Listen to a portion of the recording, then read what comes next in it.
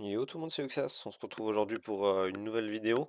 Donc aujourd'hui ça va être une vidéo de tout simplement le boss de guilde, le Semra. Donc le Semra qui est ici, voilà, donc Apocalypse 2 en français, Semra 2, appelez-le comme vous voulez. J'ai réussi très récemment à avoir les 120 000, donc la récompense maximum dans ce contenu. C'est pas forcément très accessible, étant donné qu'il faut tout de même pas mal de persos avec pas mal de mécaniques différentes. Je vais essayer d'expliquer au mieux lors de la run. Donc comme la dernière vidéo, j'ai enregistré ma run que je vais donc vous partager et regarder avec vous ensemble. Je vais juste un petit peu reculer qu'on voit la composition. Voilà, c'est quelque chose de connu. Non, j'ai pas moyen de l'avoir un petit peu mieux que ça. On va regarder, voilà ici. Donc ici on joue, je vais essayer de détailler chaque perso et après j'expliquerai un petit peu mieux pendant le combat. Donc ici je vais commencer par Torodor, donc qui est un très bon leader notamment pour le Semra, puisque il faut dans le Semra un personnage capable de tanker des grosses attaques mono-cibles. Donc en effet Torodor peut tout à fait convenir à cette tâche. Et en plus de ça c'est un très bon leader pour les persos qui arrivent juste après, à savoir Kigiri, Wukong et Volca. Et également Torodor qui complète un petit peu un rôle, il faut sur le premier boss, donc le boss que j'appelle le boss de la scie. Je sais pas c'est quoi son vrai nom d'ailleurs, mais le premier boss fait énormément de dégâts et il fait moins de dégâts à chaque fois que vous allez pendant son cast mettre tout simplement des sorts de stun, d'étourdissement. Il va faire donc beaucoup moins de dégâts à chaque fois que vous allez mettre des stuns. Et Torodor, lorsqu'il ultime, il met effectivement des stuns. Donc ça c'est plutôt intéressant. Ensuite on passe au second perso, Kigiri. Donc Kigiri qui est le main DPS de la composition. Il fait extrêmement mal, surtout à partir de son éveil 3. Ce qui est mon cas, je l'ai éveil 3. Donc là c'est vraiment un monstre. Et sinon, avant son éveil 3, il n'est pas vraiment très bon, mais il possède un attribut qu'il faut ici, il faut un héros qui puisse debuff. En effet, le deuxième boss, donc le boss qui se met des boucliers, qui a énormément de défense, il augmente sa défense, et en fait on n'arrive tout simplement pas à le tuer dans les 3 minutes s'il a trop de stacks de défense, donc il faut un héros pardon, capable de debuff. Donc dans la liste que je connais, qui est très petite, il y a sûrement d'autres héros que je ne connais pas, j'ai pas encore assez d'expérience sur le jeu, mais dans ce que je connais notamment, on a donc Kigiri qui est capable de debuff. Ensuite, pour un perso que beaucoup ont, il y a Talin, donc Talin qui peut être soit un tank, soit une archère. Pour le debuff, il faut la jouer en tant qu'archère. Toutes les, je sais plus combien d'attaques de base, elle peut debuff également la défense. Et le troisième perso que je connais, que j'ai et que je joue donc dans l'autre team Semra, dont vous aurez la vidéo les jours-ci également, c'est Lyra, la mage Lyra, donc qui peut également debuff à condition d'avoir deux boules à côté d'elle, deux boules blanches. Donc ça bon, on y reviendra donc sur une toute autre vidéo. Donc voilà le rôle de Kigiri, très gros DPS et qui peut en plus debuff, donc ça c'est vraiment magnifique. Ensuite on a Wukong, donc Wukong très bon DPS, hein, le bon copain à Kigiri, on associe souvent les deux ensemble, qui font partie en plus des deux mêmes factions, donc qui possèdent les deux mêmes leaders tout le temps. De très bons héros mono-cibles, mais qui ici se différencient, contrairement à d'habitude où ils sont plus ou moins égaux, ils tapent tous les deux très fort. Mais ici, Kigiri est joué pour le debuff du boss 2, tandis que Wukong est joué pour ses stuns du boss 1. En effet, Wukong, dès qu'il ultime, il peut stun, il a des chances de stun dès son éveil 3, je crois, avec les clones. Donc Wukong qui apporte pardon, énormément de stun à la composition et effectivement beaucoup de dégâts également. Ensuite on a Volca, donc Volca qui apporte juste dans mon cas la vulnérabilité physique et magique. Grâce à son ultime, lorsqu'elle le met, voilà, le boss est vulnérable, donc on va augmenter les dégâts dessus. Ensuite on a Nerissa, donc Nerissa que je joue dans tous les contenus évidemment, je l'ai éveil 3. C'est de très loin mon meilleur heal avec Halloween qu'on verra donc en dessous. Donc deux très très bons heals, Nerissa et Halloween. Et notamment bah, Nerissa qui réduit les dégâts reçus en zone. Donc contre ce boss, bah, c'est parfait puisque le boss tape extrêmement fort en zone. Donc les trois boss hein, tout simplement. Et Nerissa qui a une petite utilité autre, c'est que lorsqu'elle lance son ultime, elle débuffe la team. Donc tout à l'heure on cherchait un debuff offensif avec Kigiri pour debuff les stacks de défense du boss. Ici on va chercher donc non pas un debuff mais un cleanse. On va donc cleanse les poisons du troisième boss, le boss des poisons, via l'ultime de Nerissa, qui l'empêche de heal certes, mais qui retire les poisons. Donc vous verrez que ça peut être extrêmement intéressant. Ensuite, on passe à Prétus. Prétus, c'est tout simplement un mage qui tape très fort, rien d'autre, et qui a la petite particularité d'être le seul leader de la faction des arbitres, le seul lord. Et de ce fait, ici, je joue volontairement donc un lord arbitre, bien que ça soit pas très très opti en Semra.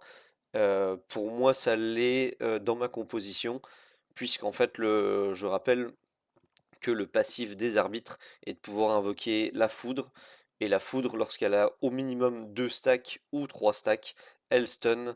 Donc un stun, il nous en faut pour le boss 1. Donc ce bonus lead est parfait dans ma composition. Et voilà, Prétus qui juste tape fort. Rien pardon, de particulier en plus. Ensuite, on a Ingrid qui, elle, aurait pu apporter un bien meilleur lead.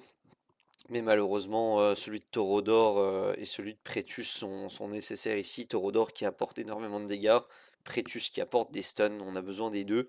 Et je pense que celui d'Ingrid apporte énormément de dégâts également, mais il recouvre pas Volca. Et ça apporte peut-être un peu moins de dégâts que Torodor. Je ne sais pas, mais bref, on a mis Ingrid, donc Ingrid qui est le meilleur mage du jeu, probablement un des meilleurs ou le meilleur mage. Donc évidemment qu'elle a sa place ici dans sa forme mono-cible. Pardon. Ensuite, on passe à Ardea. Donc Ardea qui, contrairement aux autres, n'a pas peut-être pas trop sa place ici. C'est pas vraiment un très très bon DPS mono-cible. En revanche, ma Ardea est éveil 1, comme certains l'ont peut-être déjà constaté à ce moment de la vidéo. Et son éveil 1 apporte donc un break def. Donc le break def qui est un très bel outil pour Ardea. Ça nous permet ici de tout simplement de taper plus fort avec Kigiri et Wukong et Volca également, qui sont quand même dans les plus gros DPS de la composition. Après ça, on a Halloween, donc Halloween qui est peut-être le meilleur heal du jeu.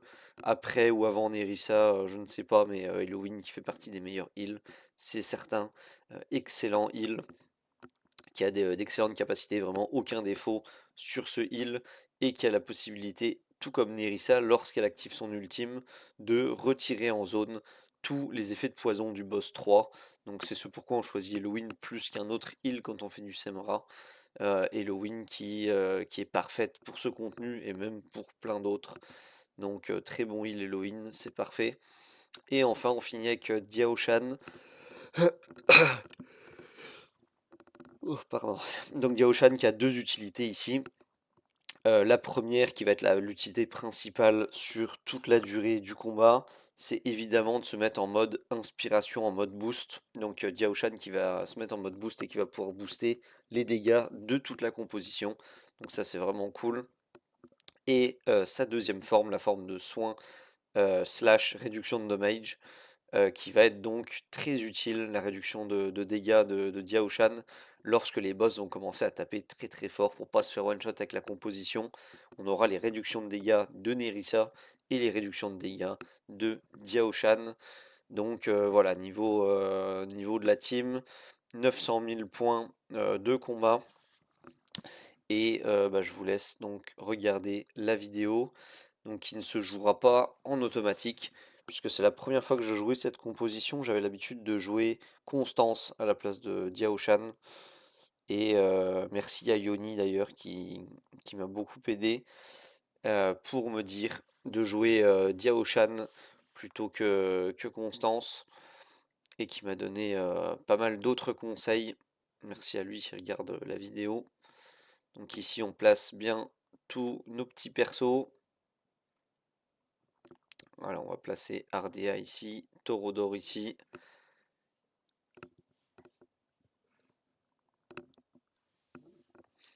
Et on va ultime avec tout le monde qui guérit juste avant les attaques du boss. Et sur tout le monde, on peut quasiment ultime dès qu'on les a. Ça gêne pas, j'espère que je vais mettre en x2 très rapidement. J'espère que c'est pas tout le combat en x1, sinon j'avancerai un petit peu. Donc là voilà le premier boss, il est en train de faire son cast, donc la scie mortelle. C'est le moment de mettre des stuns. Là vous voyez que j'ai utilisé le passif des arbitres hein, qui est tout en bas à gauche, donc le marteau de foudre. J'ai utilisé l'ultime de Wukong. Et là on va pouvoir contre-attaquer avec Kigiri, il faut juste mettre son ultime juste avant l'attaque du boss avec Kigiri. Et c'est parfait. Alors de temps en temps je fais des ultimes avec Halloween qui sont pas spécialement utiles. C'est tout simplement parce que j'aimerais que mon combat passe en mode automatique à chaque semaine, les 120 000 points de dégâts.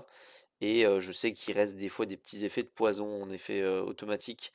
Donc j'hésite pas à relancer de temps en temps l'ultime d'Halloween voilà, pour le boss 3. Donc ici on était sur le boss 2. Voilà, vous voyez ici c'est mis un stack de def qui est parti instantanément grâce au Kigiri. Des fois c'est un petit peu plus long, mais c'est parti, c'est ça le principal. Voilà, déjà 8000 de dégâts, donc la team qui tourne bien. On arrive sur le boss de poison, donc au début c'est normal, hein, les barres de vie fondent. Voilà, venin acide ici qui est lancé en ultime avec Halloween afin de retirer tous les poisons. Et là on voit que bah, tous les poisons sont retirés, donc c'est parfait. Allez, une autre vague de poison, et ça va être fini pour ce boss. Est-ce que je vais ultime avec Nerissa pour supprimer ces poisons qui restent malheureusement? Même sur un prochain boss, ouais, j'ultime avec Nerissa. Donc tous les poisons disparaissent et on arrive donc sur le boss de la scie où on va avoir un cast à nouveau. Il va falloir envoyer du stun. Voilà, on a le cast, c'est maintenant, il faut stun. Et à chaque fois qu'on stun, on voit la barre qui recule. Donc ça retarde son cast et ses dégâts. Et du coup, c'est pour le moment très très tankable. Fort heureusement. Ok, le boss qui tombe, on est aux 20 000 dégâts presque. Donc ça commence à monter très très vite alors que j'ai pas des stuffs exceptionnels en soi. Allez, la foudre qui frappe. Qu'on met on CD quasiment. Là j'ultime avec Nerissa sur le boss ici qui se met des buffs de défense pour un peu augmenter la vitesse. Augmente un petit peu la vitesse à laquelle on tue ce boss. Puisque c'est sur le boss 2, c'est à peu près ça la seule contrainte. Réussir à le tuer en 3 minutes. Et évidemment, plus le combat avance, plus les boss ont de défense et de vie. Donc ça devient de plus en plus compliqué. Jusqu'à finir par mourir avec toute la team. Donc là on est contre le boss poison. Voilà, il empoisonne tout le monde.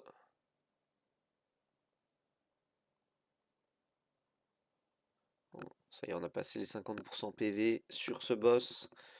Donc c'est parfait. On se refait poisonner. Et contre-attaque de Kigiri, toujours utiliser Kigiri au bon moment. Et allez, et l'ultime de Halloween qui va retirer tout ça.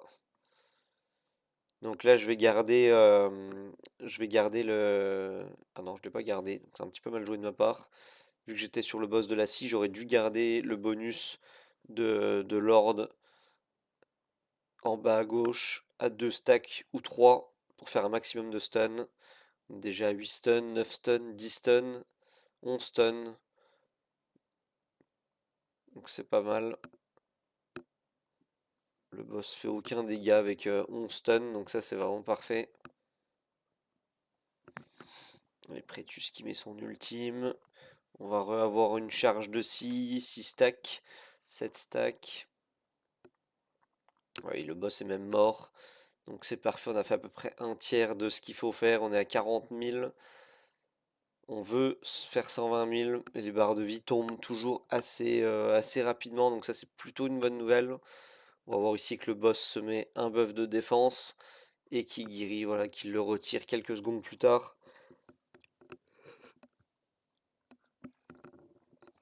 Donc vraiment efficace ce héros limité.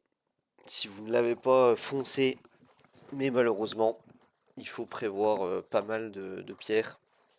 Donc, si vous regardez cette vidéo en approche de Noël, je rappelle qu'il va y avoir une bannière de héros limité dans laquelle on pourra choisir le héros limité que l'on souhaite. Et comme toute bannière de héros limité, le héros sera garanti au bout de 200 invocations sur la bannière. Donc pourquoi pas Kigiri, ça pourrait être le moment de l'obtenir. Allez, on est reparti sur le boss poison. On a pas mal d'ultimes à dispo, ce qui fait que la vie tombe très vite. On va tout de suite cleanse avec Halloween. C'est parfait, le boss qui tape et qui fait pas de dégâts puisque il n'y a aucun poison sur l'équipe entière. Et qui guérit la contre-attaque.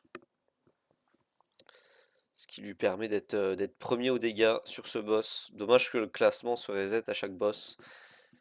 J'aurais préféré un classement sur le nombre de dégâts totaux.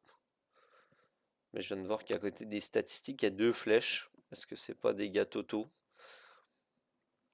sur lesquels je n'ai jamais appuyé?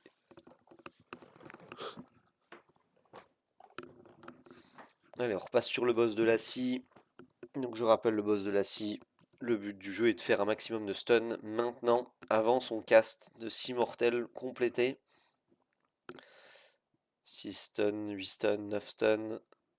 Ok, on a 9 stuns, donc là on devrait pas mourir. On a changé Diaoshan de position de manière à ce qu'elle fasse tanker toute l'équipe et on va pouvoir repasser Diaoshan en inspiration. On le fait. Diaoshan en inspiration. Et on va pouvoir repasser Diaoshan dans l'autre mode et on va prendre quasi aucun dégât puisqu'on a fait, voilà, regardez, avec Diaoshan qui réduit, on a fait 12 stuns. Donc là c'est vraiment parfait. On est un petit peu à la moitié de la run à peu près. 60 000 sur les 120 000 visés. On va pouvoir, là ça y est, on est prêt pour le boss. Avec de l'armure, on utilise l'ultime de Volca pour mettre la réduction, l'ultime de Pretus pour taper, l'ultime de Wukong pour taper, le bonus Lord de Pretus pour taper également.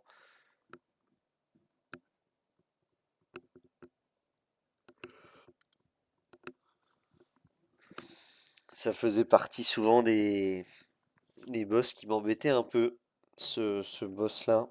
Réussir à le tuer en 3 minutes, les timings sont pas très grands parfois. Donc là, ça va pas être celui-là. Probablement pas celui d'après, mais celui encore d'après. Où ça va être un peu juste dans le timing. Celui des poisons, pardon, c'est très simple avec Halloween plus Nerissa. Ça pourrait tenir pendant très longtemps.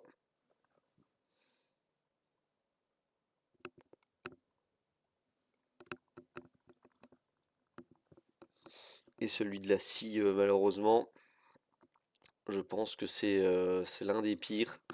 On peut plus réduire les dégâts au bout d'un moment. Ou du moins pas assez par rapport aux dégâts qu'il inflige qui sont beaucoup trop colossaux. Allez, on entame ce boss des ténèbres et de poison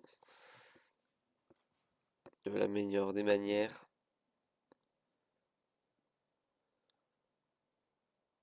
Alors je sais pas s'il a le temps, il a le temps de retirer les poisons avec Halloween. Donc ça c'est parfait. Ça continue de taper. Ça fait les bons dégâts ici. On va arriver aux 80 000 points qui sont, je le rappelle, l'avant-dernier coffre de ce Semra 2. Et ça y est, ça passe. On va juste re-attendre l'ultime d'Halloween. On veut pas perdre Nerissa et son heal. Alors que on a de toute façon besoin de heal dans cette phase encore plus que les autres. Allez, c'est le moment, j'ai gardé le leader finalement. Pour la dernière fois, pas cette fois-là. Pour pouvoir le mettre pendant la scie mortelle et qu'elle fasse beaucoup moins de dégâts. À 10 stacks de scie mortelle. On a vu que l'Ingrid a failli y passer déjà. Alors on ultime avec Halloween, des fois qu'il reste du poison dans un combat. On lancera en mode auto plus tard, si cette trail est la bonne.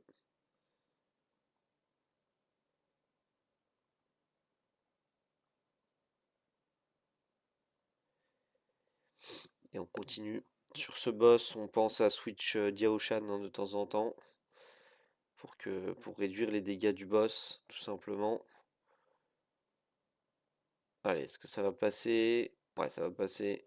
Pas besoin de switch Jiaoshan. On va pouvoir passer sur un des derniers boss, sûrement avec l'armure. Donc là, comme vous allez le voir, c'est assez compliqué de tomber le boss dans le délai imparti.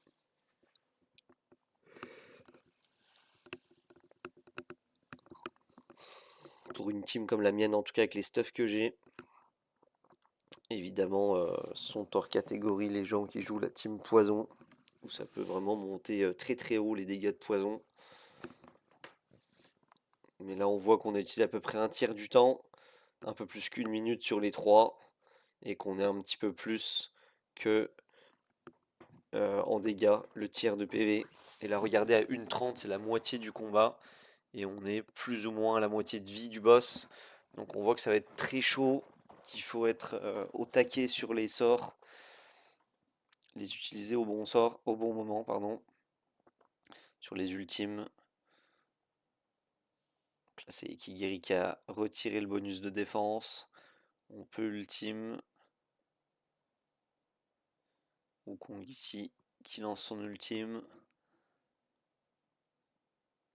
Le boss s'est remis un buff def, donc pas évident à tomber la vie. Allez, une vingtaine de secondes pour arriver jusqu'au bout de ce boss. Ça y est, à 9 secondes près, comme vous voyez en haut à gauche, il restait 9 secondes et on a réussi ce boss.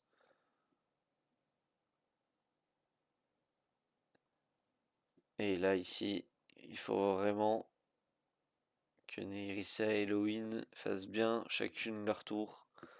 Les deux stacks de poison sur toute l'équipe. Bien les retirer, bien les cleans. Sinon, ce boss fait extrêmement mal. Allez, l'ultime de Volca, l'ultime de Nerissa, c'était son tour de cleans. On a l'ultime de Halloween qui est prêt. On le garde, on fait des ulti Wukong en revanche dès qu'ils sont disponibles. Ça ne change pas. On peut ici faire un ultime avec Halloween. Je pense que j'attends une deuxième stack de poison. Ouais, c'est bon, j'ai l'ultime avec Halloween.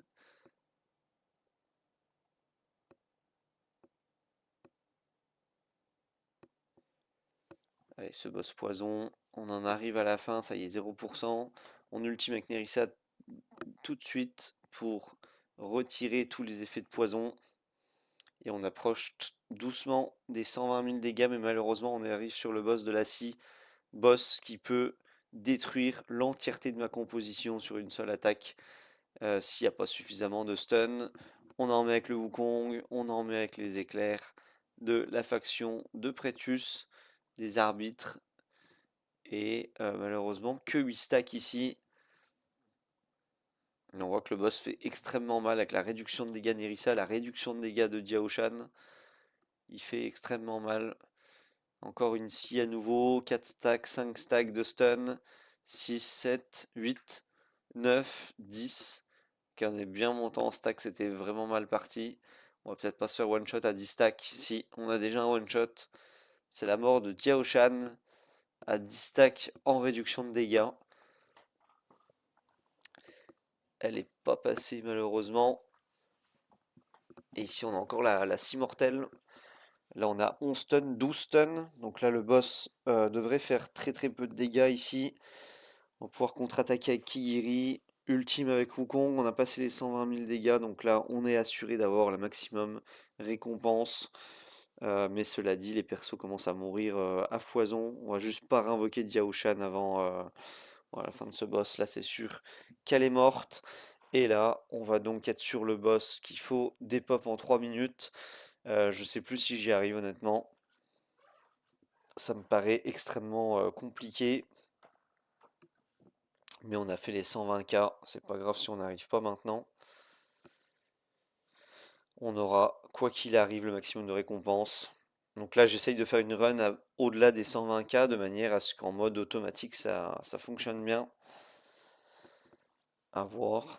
On espère que ça va marcher. Voilà, ici, on a fait un tiers du temps et on n'a pas fait du tout un tiers des PV.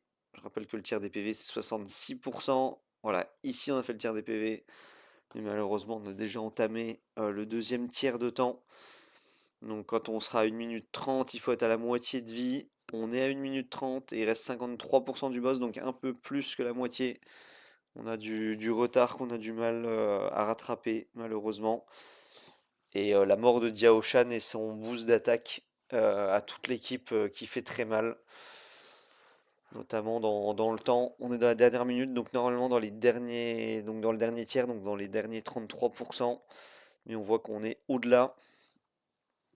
Ça y est, on est au 33%, mais malheureusement il reste que 30 secondes, donc on va probablement perdre pour manque de dégâts. On replace Diao le plus vite possible. On la remet en mode boost attaque. Est-ce qu'on est capable de faire plus d'1% de dégâts?